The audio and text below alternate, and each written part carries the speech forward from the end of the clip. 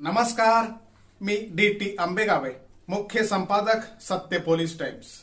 सामान्य जनतेचा आवाज बुलंद करण्यासाठी सत्य पोलीस टाइम्स या चॅनेलला आत्ताच सबस्क्राइब करा।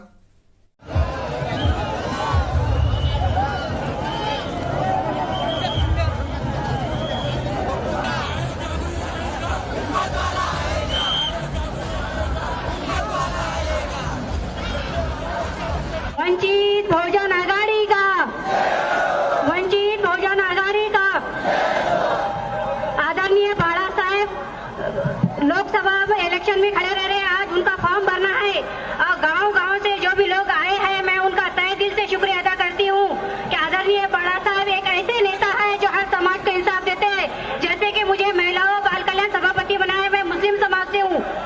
आदरणीय बाला साहेब एक ऐसा नेता है, वो हर समाज को इंसाफ देते हैं, तो अपना भी फर्ज बनता है कि आने वाले लोकसभा में आदरणीय बाला साहेब को दिल्ली तक के पहुंचाना है और अपने आदरणीय बाला साहेब हर समाज का मतलब इंसाफ करते हैं।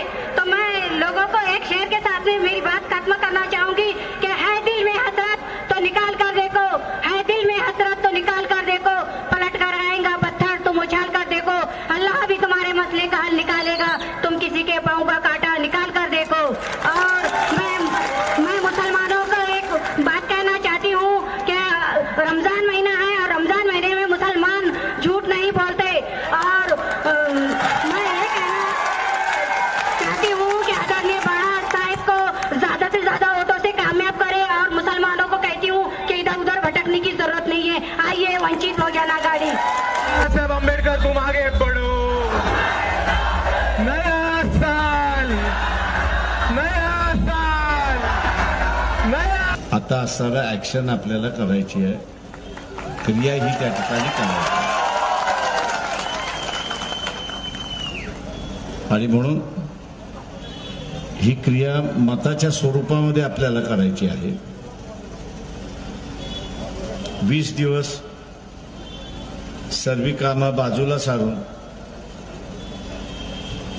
इलेक्शनच्या मोडमध्ये आपण आलं पाहिजे। ज्या बूथ कमिट्या झालेल्या आहेत त्यांनी आपापले बूथ त्या ठिकाणी सांभाळले पाहिजे।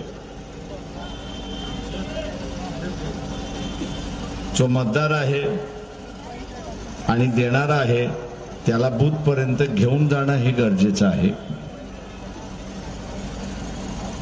जो काही पक्षाचा कार्यक्रम आहे तो सामान्य माणसापर्यंत पोहोचवण्याची असणारी गरज आहे। या सगळ्या गोष्टी आपण कराल मी अपेक्षा या ठिकाणी बाळगतो आणि उद्याचा असणारा हा विजय आपण खेचून आणाल। उद्याचा असणारा हा विजय या ठिकाणी आपण खेचून आणाल अशी जिद्द आपण सगळ्यांनी बाळगूया। आणि मी या ठिकाणी थांबतो। सामान्य जनतेचा बुलंद आवाज, सत्य पोलीस टाइम्स।